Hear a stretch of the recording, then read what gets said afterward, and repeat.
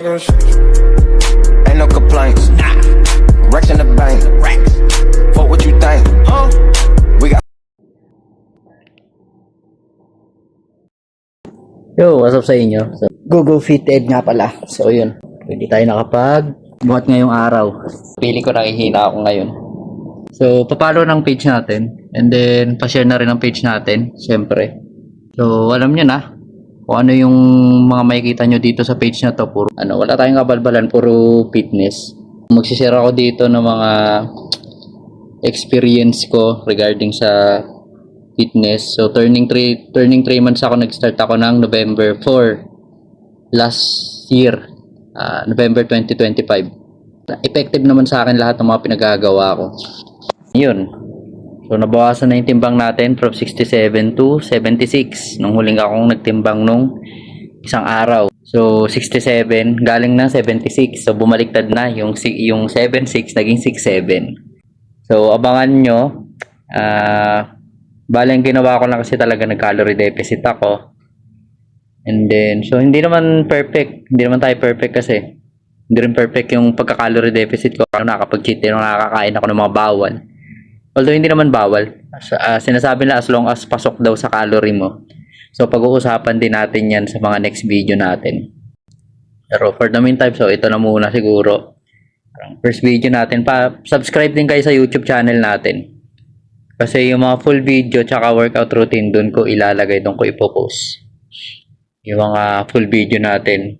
So fitness vlog ito. Ano pa ba? So yun lang. Update lang muna. First video natin to. Dito.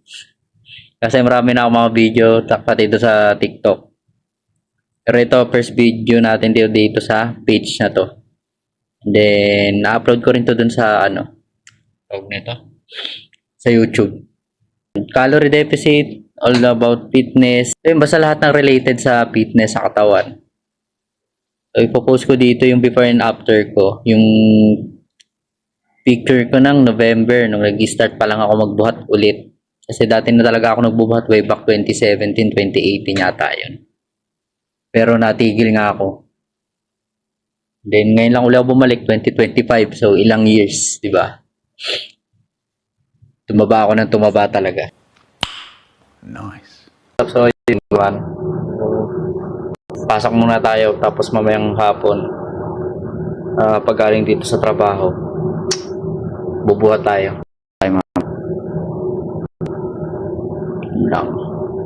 So try lang natin mag-flex. So back workout tayo pero hindi na ako nakapag-video kanina sa gym. So yun nga yung sinasabi ko kaninang umaga. So back routine tayo. So lat pull down, pull up, tawag ito seated cable row, tsaka barbell row, and then dumbbell row. So yun yung back workout routine natin. So tatry ko mag-flex kung kaya ko na mag-flex ng back ngayon.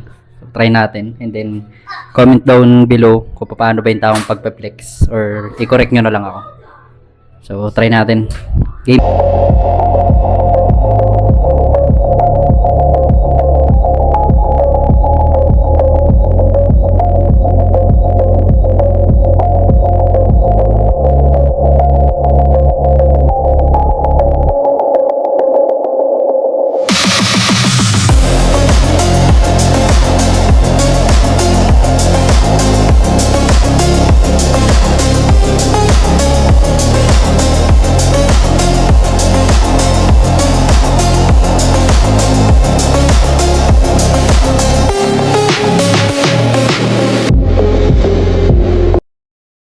Yun, hindi ko lang kung tama ba yung pinagagawa ko na ino-posing. So, ano nyo na lang, judge nyo na lang. Kayo na bahala, then correct nyo. Kung ngayon talaga ako tawag to, nagpe-flex ng back. Pero pagka sa ito, mga bicep, yan, okay ako mag-flex. Sa back, hirap ako. So, bukas umaga, alas 6. So, January 26. Push workout routine naman tayo. Chest. More on chest lang tapos bicep. So ayun, prepare tayo ng pang meal natin bukas ng umaga. Pre-workout.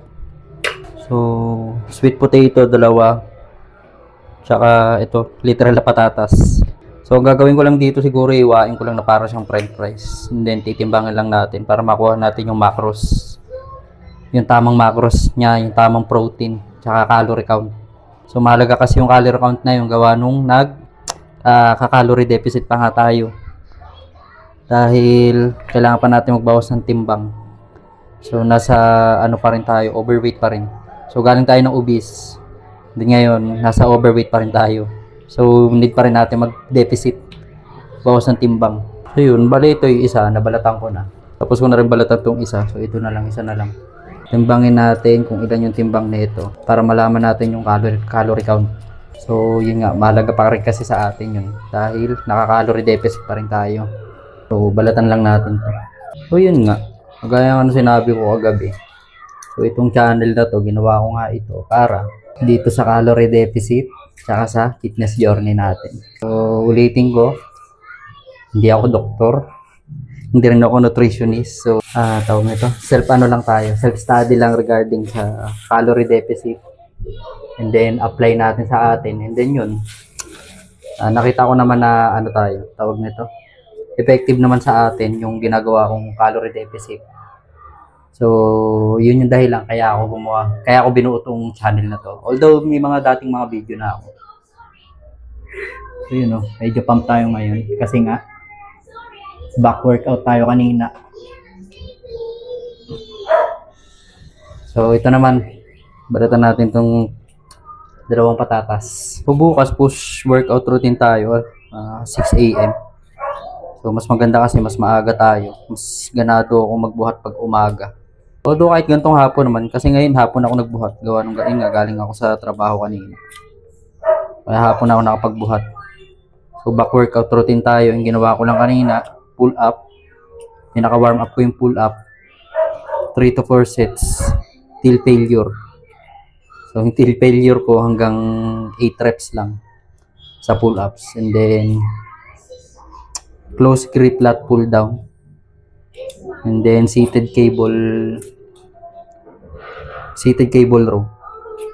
So yun yung back row workout routine natin. And then barbell row tsaka dumbbell row. Although siguro nararamdaman ko naman yung ng back ko dun, pero parang may kulang, may gusto pa akong gawin. Kaso yun nga, lagi kasi akong kulang sa oras. So sinisingit lang natin palagi yung pagbubuhat. Sinasabi nila wala daw silang oras yung mga tawag nito pagka magbubuhat na. So hindi pwedeng walang oras kapag nag-umpisa ka na sa fitness journey mo. So, kailangan hanapan mo siya ng oras talaga. Kahit mga lang siguro 30 minutes kung kaya. Ayun kasi depende. Depende. So yun, nabalatan natin yung isang potato. Ito naman isa. Titimbangin lang natin to para makuha natin yung tamang macros. Sa calorie deficit kasi kailangan talaga na nagtitimbang tayo para nakukuha natin yung tamang macros tsaka yung tamang calorie count. Napaka-importante niyan. So hindi po pwedeng pipicture lang natin tapos i-send natin kay ChatGPT. Although gumagamit din ako ng ChatGPT pero mas lamang akong gumamit ng Google AI. Mas accurate. Pero halos same lang naman sila. Pero si ChatGPT kasi may time na hindi siya accurate. Lalo na sa calorie count. So yun. Ito yung sweet potato. Ito naman yung potato lang. Yan yung pinagbalatan natin. So hiwain ko lang to ng pahaba, pa french fries. And then titimbangin na natin.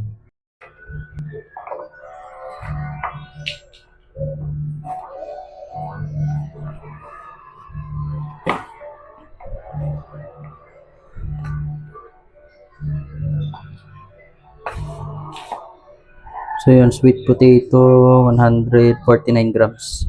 So kayo na bahala mo compute kung ilang calories yan. Tsaka yung protein content niya. Ain't no complaints. Racks in the bank. Fuck what you think.